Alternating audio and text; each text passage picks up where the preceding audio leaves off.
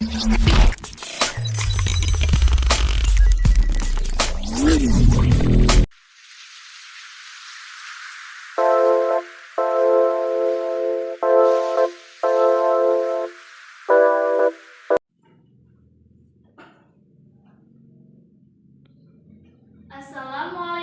warahmatullahi wabarakatuh.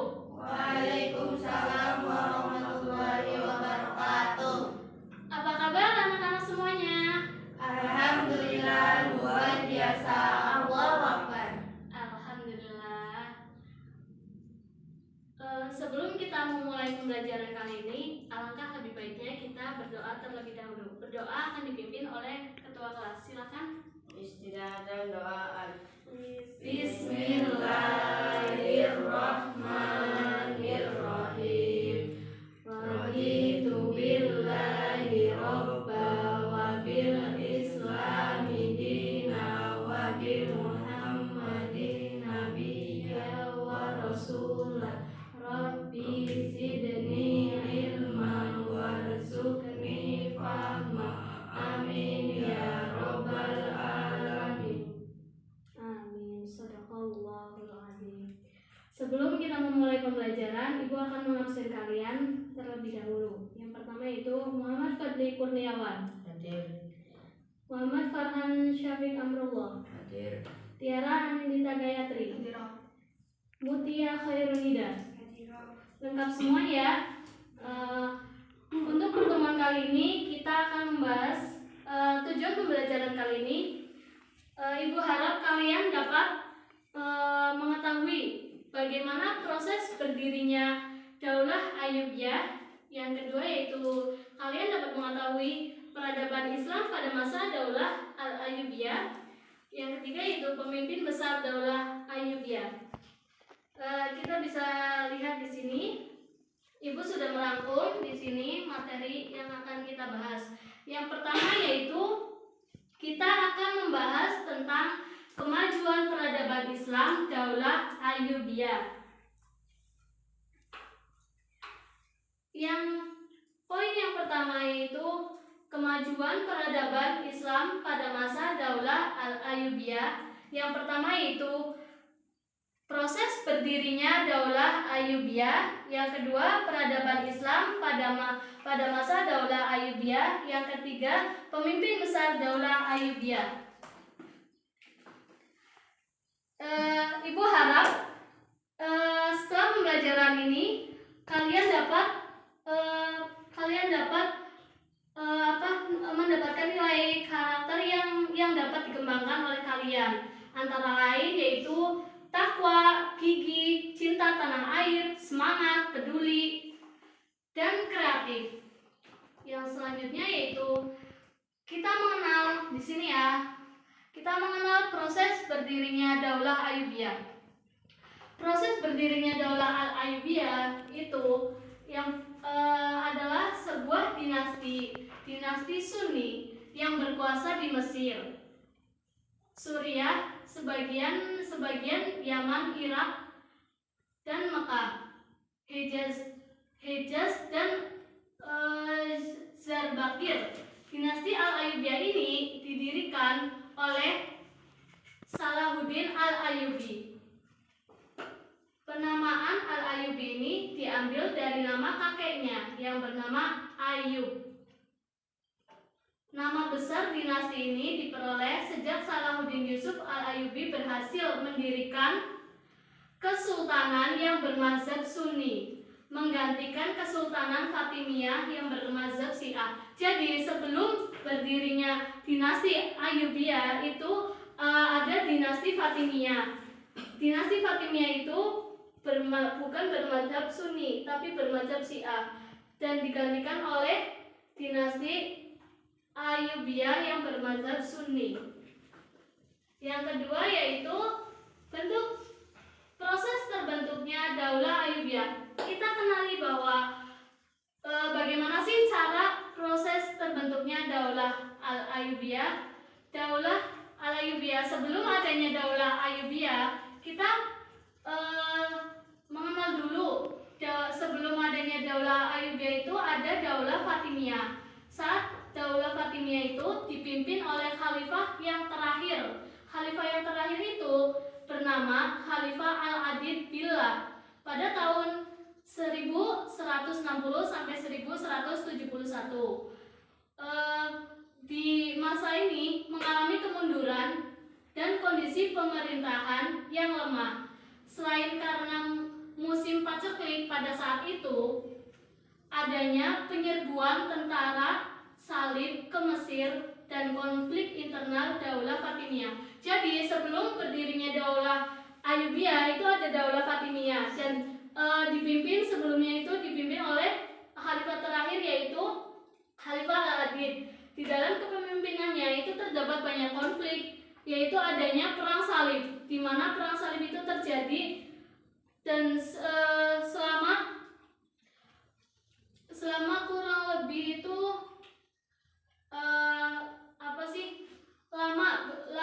lama akan terjadinya perang salib tersebut. Dan selain perang salib itu terjadi musim paceklik.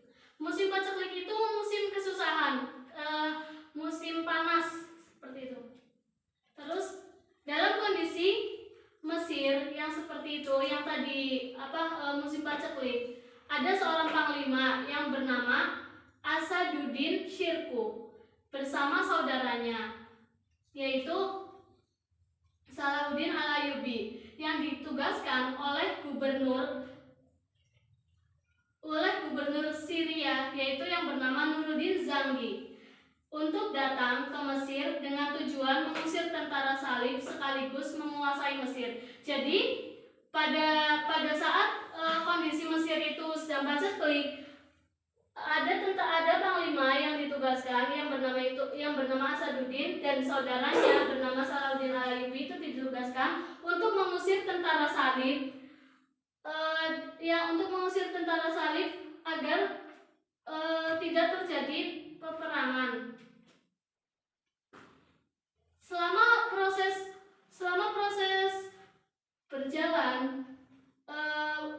berjalan itu cukup mulus.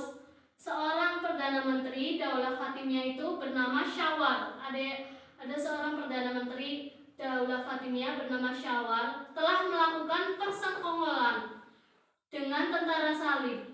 Akhirnya panglima tentara salib, Asaduddin Syirkuh itu dan Salahuddin Al-Ayyubi menangkap perdana menteri Syawar. Kemudian kedudukan Syawar digantikan oleh Asaduddin Syirkuh yang kemudian wafat setelah menjabat sebagai perdana menteri selama 2 bulan. Salahuddin Al-Ayyubi akhirnya didapuk menjadi perdana menteri menggantikan Asaduddin Syirkuh. Jadi pada masa ini perdana menteri Daulah Fatimiyah ternyata itu bersengkongkol dengan tentara salib. Akhirnya perdana menteri yang bernama Syawar itu ditangkap oleh Salahuddin Al-Ayyubi dan Asaduddin Syirkuh. Kemudian setelah itu posisinya itu digantikan oleh kakaknya dulu, yaitu Asaduddin Syirkuh. Setelah menjabat selama 2 bulan, Asaduddin Syirkuh itu meninggal dunia, kemudian digantikan oleh Salahuddin Al-Ayyubi. Saat Khalifah Al-Adid Billah sakit, kedudukan Salahuddin Al-Ayyubi ini semakin kuat. Salahuddin mendapat dukungan penuh dari rakyat Mesir. Apalagi Salahuddin Al-Ayyubi dan rakyat Mesir memiliki faham Islam Sunni. Jadi fahamnya itu sama kayak masyarakat yang ada di Mesir. Oleh karena itu Salahuddin itu mendapat dukungan penuh dari rakyat.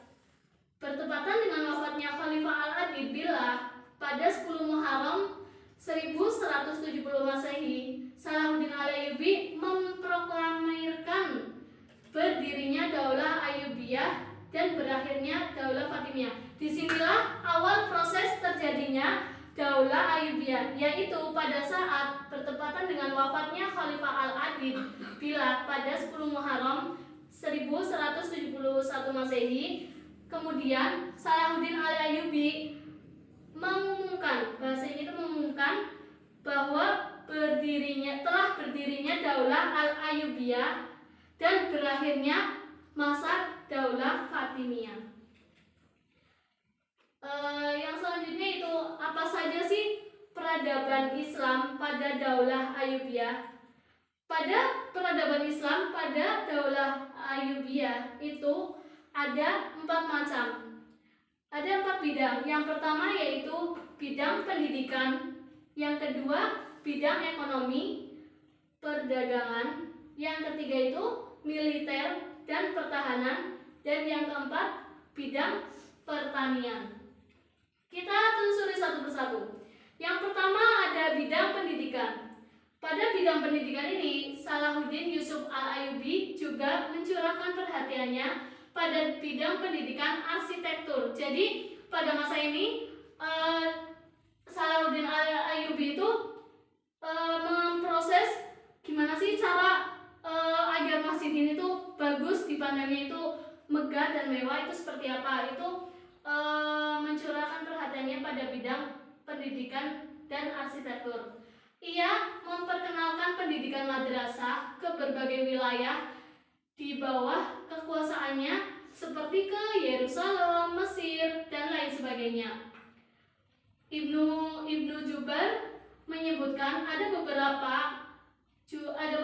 madrasah di kota Iskandaria.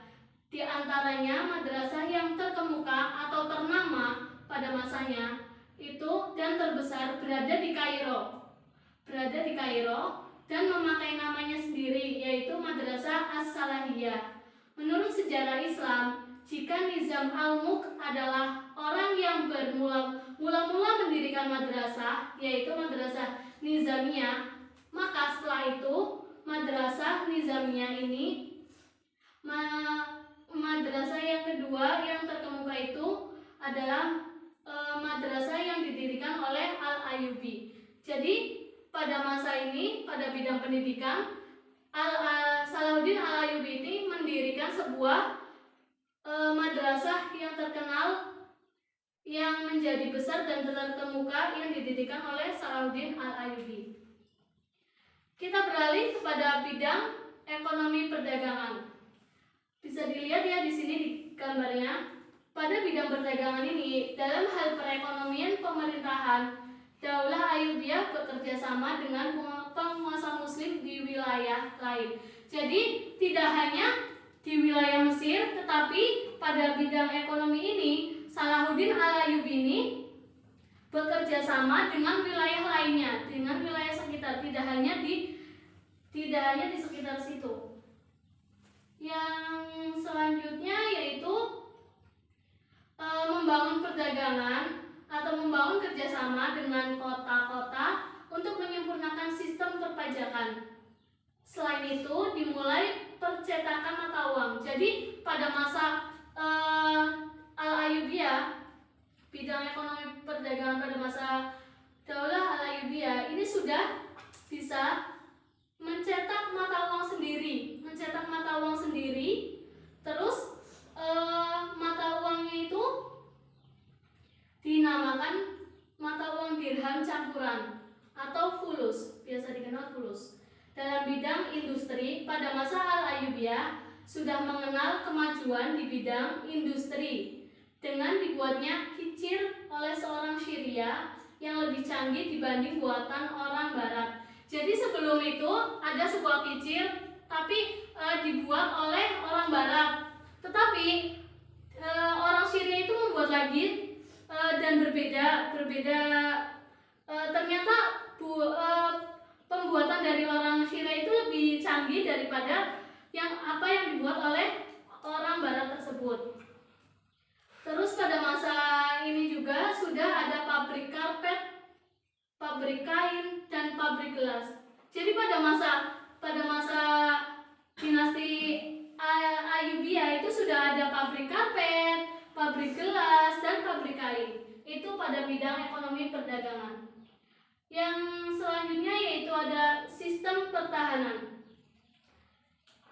Kita lihat bahwa pada sistem pertahanan pada masa pemerintahan Salahuddin Al-Ayyubi, kekuatan militernya itu sangat terkenal, sangat tangguh. Pasukannya itu sangat kuat oleh pasukan barbar. Pasukan barbar itu nama dari pasukan Al-Ayyubi. ada di Turki dan Afrika. Selain memiliki alat-alat perang, pasukan berkuda, pedang dan panah, dinasti ini juga memiliki burung elang. Jadi tidak hanya alat-alat perang, pasukan berkuda, pedang dan panah, tetapi pada sistem pertahanan ini memiliki burung-burung. Burung-burung ini digunakan pada saat peperangan dan memiliki burung elang. Burung elang itu sebagai kepala burung-burung yang lain. Jadi tidak hanya burung elang saja, tetapi burung-burung yang lain pun ada di situ. Peperangan Salahuddin Al-Ayyubi juga membuat bangunan monumental. Bangunan monumental ini berupa tembok. Di sini bisa dilihat ya. Ini tuh sebagai gambaran tembok yang ada di Mesir, yang ada di kota Kairo dan Mukatam, yaitu Benteng Qal'al. Namanya itu Benteng Qal'al. Qal'al Jabal Sultan Salahuddin Al-Ayyubi, atau lebih dikenal dengan sebutan Benteng Salahuddin Al-Ayyubi. Bisa dilihat ya ini gambarnya. Yang selanjutnya ada bidang pertanian. Pada bidang pertanian ini, untuk memenuhi kebutuhan masyarakat Mesir dan daerah lainnya pada sektor pertanian, Daulah Ayyubiyah telah menggunakan sistem irigasi, pembangunan waduk dan bendungan, serta terusan untuk mengairi kebun dan pertanian. Jadi pada bidang pertanian ini sudah dilakukan irigasi, pembuatan waduk serta bendungan untuk mengairi kebun dan pertanian yang ada di kota tersebut. Mungkin itu saja yang dapat Ibu sampaikan. Kurang lebihnya mohon maaf. Semoga materi kali ini kita mendapatkan manfaat dan berkah. Kurang lebihnya mohon maaf. Wabillahi taufiq wal hidayah. Wassalamualaikum warahmatullahi wabarakatuh. Waalaikumsalam warahmatullahi wabarakatuh.